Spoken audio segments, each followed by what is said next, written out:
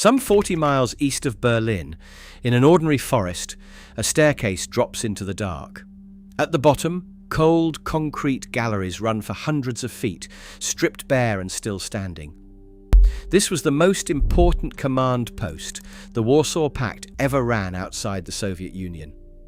What almost nobody was told was what lay in the concrete beneath it. A Nazi poison gas factory, sealed and forgotten, still being fitted out to make nerve agent when the war ended. Europe is full of them. We found 10. Stay for number 1, Falkenhagen, where the war room and the gas plant share one hole in the ground. This story does not begin in a command room. It begins with a simpler problem. What does a continent do with the places it digs for a war that never arrives? It buries them, mostly. And then it forgets. We start in a spruce forest in Thuringia. Number 10, Bunker Frauenwald, in the Thuringian forest, Germany. Above ground there is a hotel and a great deal of quiet timber. Below it, there are 3,500 square meters of concrete corridors, uniforms still on their pegs, and a rack of gas masks by the door. It was built between 1973 and 1975 under the cover name Trachtenfest. It belonged to the Ministry for State Security, the Stasi. The purpose was to keep the secret police running. In a nuclear war, the district command for the region of Seoul would move down here, around 130 people, and carry on watching the population from underground. There were 15 of these bunkers, one for each district of East Germany. After the country vanished, almost all of them were demolished. This is one of the very few left. The disguise was close to perfect. A holiday home was announced next door as a decoy building site. And the villagers, a few hundred yards away, never worked out what was under the trees. But the state it was built to outlive did not last. When the wall came down in 1990, the Stasi stripped out the communications gear and the secret command plans and walked away. Today it is a museum and one of the stranger nights out in Germany. You can book a bed inside, put on an East German uniform, and be woken before dawn by a gas alarm. There is something quietly absurd about a secret police force building a shelter to outlast the country it was spying on, which was, in the end, the only thing it managed to do. Number 9. The Regenwurmlager, near Mierzec in western Poland. The way in is a precision staircase down a huge shaft, and then the tunnels begin. Around 30 kilometers of them, running as much as 40 meters below the fields. In winter, they belong to roughly 40,000 Beats. This was not Soviet work. It was German. Between 1934 and 1944, the Nazis decided to build the Ostwall here, the East Wall, a defensive line of about 100 concrete forts stitched together underground, complete with an electric railway. It was meant to hold the frontier against Poland and the Soviet Union. Hitler came to inspect it twice. And here is the detail everyone forgets. It was the most advanced fortification of its age, and therefore almost useless. When the Red Army arrived in 1945, they went straight through it. After the war, Communist Poland's army held the tunnels for a while, then gave them up as too expensive to keep. For a decade or two, the labyrinth belonged to nobody. In the 1980s and 90s, a subculture called the Tunnel People moved in, holding raves and even weddings in the dark. At least 5 of them died down there, from falls and fires. Now it is a museum, with tours graded short, long, and extreme. But for the coldest months of the year, the gates are padlocked and the whole system is handed back to the Bats. An empire built the largest tunnel network of its kind in the world, and its most loyal tenants turned out to have wings. Number 8. The F4 object beneath the centre of Budapest, Hungary. 45 meters under the city, roughly halfway between two great squares, there is a shelter shaped like a letter H, wired straight into Line 2 of the Budapest metro. Digging began around 1950, at the same time as the Underground Railway, which was the whole point. It was cut by miners, and the workers were told they were building the metro.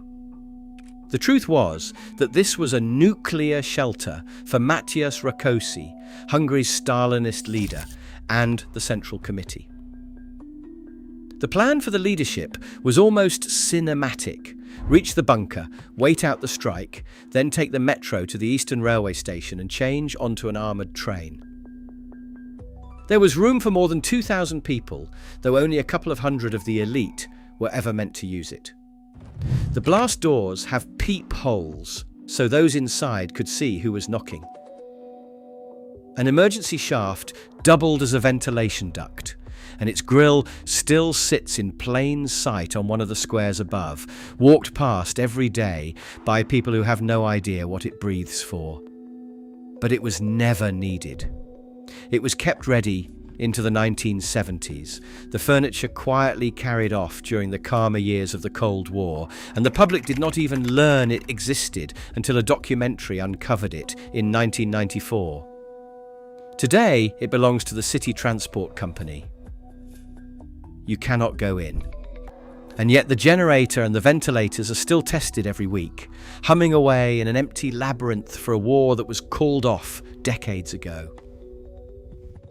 Number 7. The Ligatne bunker in the forests of the Gauja Valley, Latvia. On the surface, it is a working rehabilitation centre, a Soviet-era spa that still takes guests today.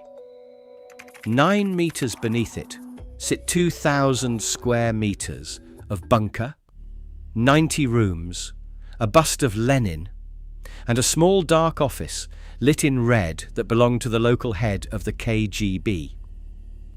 It was planned in 1968 and switched on in 1982, built to shelter and command the communist leadership of Soviet Latvia.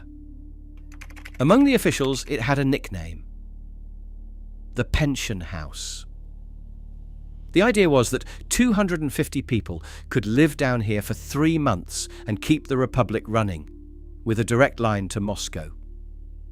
Here is the part that still unsettles people. For 30 years, the staff and patients in the spa upstairs had no idea the bunker was under their feet. If you are enjoying this walk through the underside of the Cold War, take a second to subscribe, because there is a version of this for every country behind the Iron Curtain, and we are about to reach the ones that were never really ours to enter. The place actually stayed classified until 2003. The spa is still open, the bunker is a museum, and the guides will not let you take a single photograph. Out in the grounds there is a helicopter pad hidden under a shallow ornamental pond. Downstairs in the canteen, you can still order a Soviet-style meal at the table, where the leadership would have eaten out the end of the world. Step back for a moment. Every one of these places rests on the same assumption: that the war would come, and that a few hundred chosen people would need somewhere to run. Nowhere took that assumption more seriously than a forest northeast of Berlin. Number 6. The Harnekop bunker near Protzel, Germany. This is the near-perfect one. 3 levels of steel and concrete, 30 meters down, the whole structure resting on shock absorbers, so a near miss could not shake the men inside off their feet. The walls are 3 meters thick. The ceilings are 7. Each floor runs 63 meters by 40. Everything the crew could need was built in: air filtration, its own power, fresh water and foul, so the whole thing could seal itself off from the surface and simply stop needing the world above. It was built between 1971 and 1976 as the main command bunker of the East German Minister of National Defense and the People's Army. On the surface, it wore the disguise of a flight weather station. It was designed to let 455 people fight a war from underground for a month, sealed off from a poisoned world. There were no signs pointing to it. The locals who knew it was there did not know what it was for. It was the single most closely guarded secret in East Germany. It was built to run a war, and it never ran one. Since the year 2000, it has been a museum, and the old radios still crackle to life when the guides switch them on. The rooms sit almost exactly as they were left. If the strangest thing under Eastern Europe were only a command room with the lights off, number 1 would not be waiting where it is. From here, the list stops being Soviet. Number 5. Tito's bunker, the Army War Command D0, near Konjic, Bosnia and Herzegovina. Say it clearly, because it matters. This is not a Soviet bunker. Yugoslavia was never in the Warsaw Pact. Tito told Stalin no in 1948 and spent the rest of his life fearing both sides at once. Behind an ordinary-looking house on the river Neretva, 3 metal doors, more than a metre thick, open onto a horseshoe, carved 280 metres into the hillside. 12 linked blocks. More than 100 rooms. Around 6,000 small lights strung through the dark. It took 26 years to build, from 1953 to 1979 at staggering cost, and it was meant to hold Tito and 350 of his inner circle for 6 months against a 20-kiloton blast. It was so secret that only about 6 people in the whole country knew it was there. Its code name was Istanbul. Tito died in 1980, a year after it was finished, and never once set foot inside it. And then, in the spring of 1992, as Yugoslavia tore itself apart, a general ordered the bunker destroyed, rather than let it fall to the Bosnian government. But 2 soldiers cut the wires to the explosives the night before, and the whole thing survived intact. Today, it is a national monument, and once every couple of years, it fills with contemporary art. A doomsday shelter for a country that no longer exists. Tito was not the only communist who bunkered himself against Moscow. Number 4, Bunk'Art, dug into Mount Daiti on the edge of Tirana, Albania. Albania takes the idea of going it alone further than any state in Europe. It broke with the Soviet Union in 1961, walked out of the Warsaw Pact in 1968, and then fell out with China in 1978, until it stood entirely alone and expected to be invaded by everyone. The answer from the dictator Enver Hoxha was concrete. He had something like 170,000 small bunkers poured across the country, roughly 1 for every few citizens. And then he built himself this. A tunnel runs into the mountain and opens into 5 underground stories, more than 100 rooms, and a proper assembly hall with room for 200. There are apartments for Hoxha and for his prime minister, and air purifiers made in China, each stamped with a little red star. But like almost every bunker on this list, it was never used. Hoxha died in 1985 with the work still unfinished, and the regime followed him a few years later. There is one detail that tells you everything about the place. The Prime Minister who was to share this shelter, Mehmet Shehu, was found shot dead in 1981. The official word was suicide. Almost nobody believed it. Which brings us back to the real thing. The bunkers Moscow did not label, did not admit to, and did not let anyone else walk into.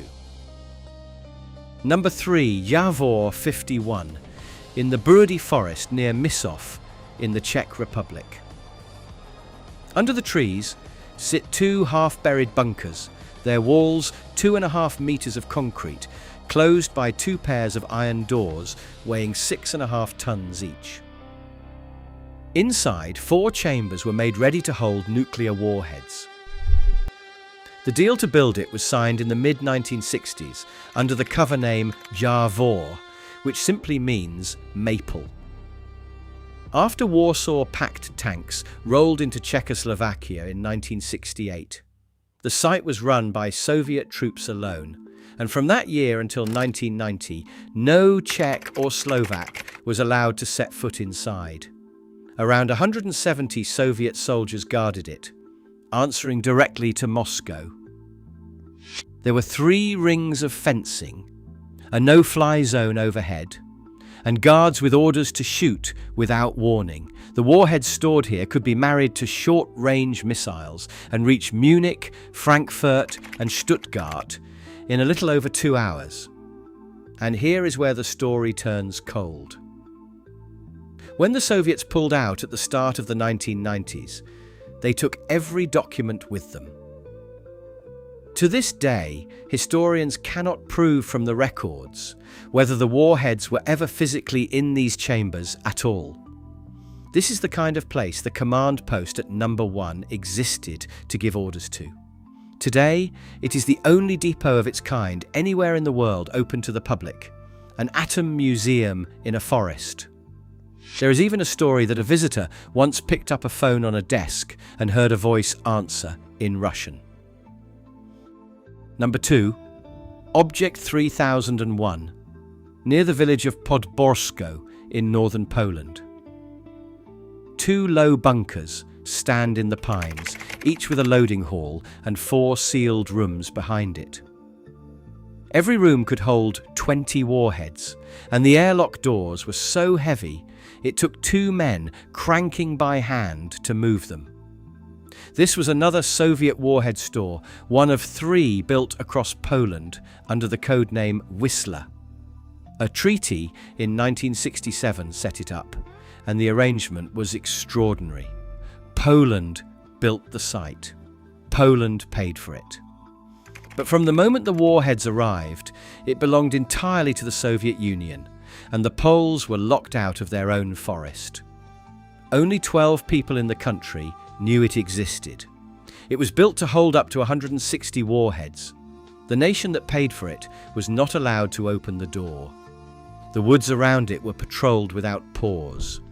Mushroom pickers who wandered too close were stopped, checked and turned around. The base appeared on no civilian map. It was hidden so carefully that some of the clearest surviving pictures of it were taken from orbit by American spy satellites and only declassified long after the Cold War was over.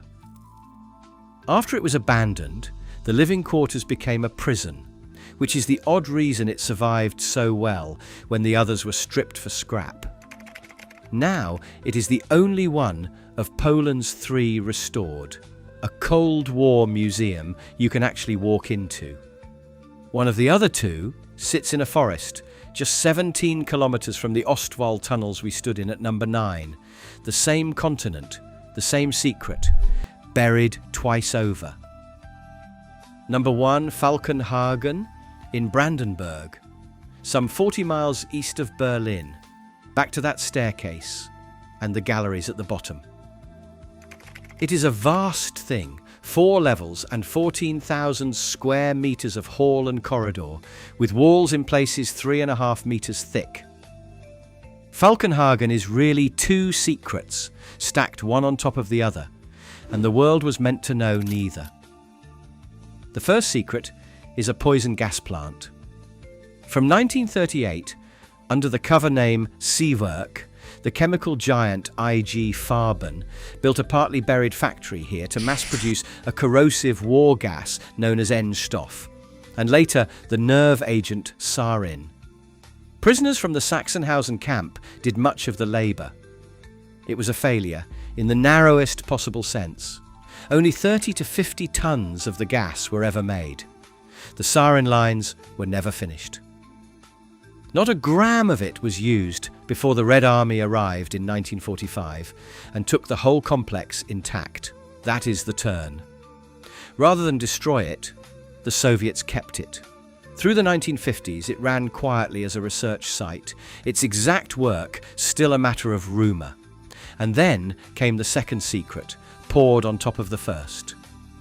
In 1965, the Warsaw Pact turned Falkenhagen into its main command bunker outside the Soviet Union. rebuilt to survive a nuclear and chemical war, with a direct line to the high command at Wunstorf and on to Moscow.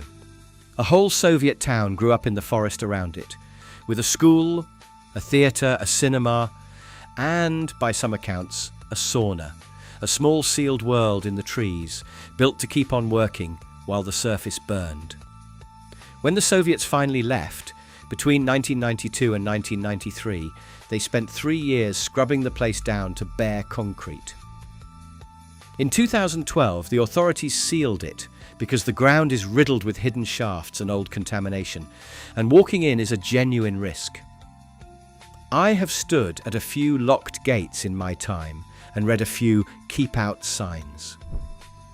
This is the only place I know of where two of the darkest projects of the 20th century, a factory for nerve gas and a war room for nuclear war, ended up sharing the same 4 floors of concrete in the same quiet wood. Two things the world was never meant to see. One hole in the ground. So there they are. 10 places dug beneath Eastern Europe for a war that was never fought. Some were Soviet to the core. Some belonged to Moscow's allies, the East Germans and the Hungarians, dug in on their own soil, and 2 of them, Tito's and Hoxha's, were built by the men who told Moscow to leave them alone and then bunkered themselves against it anyway. What stays with you is how ordinary the surface always looks. A spa taking guests, hikers on a forest path, a grill on a city square, the machinery for the end of the world filed neatly away beneath the machinery of a quiet afternoon. Every one of them was made ready for a single terrible day. Every one of them is still waiting for it.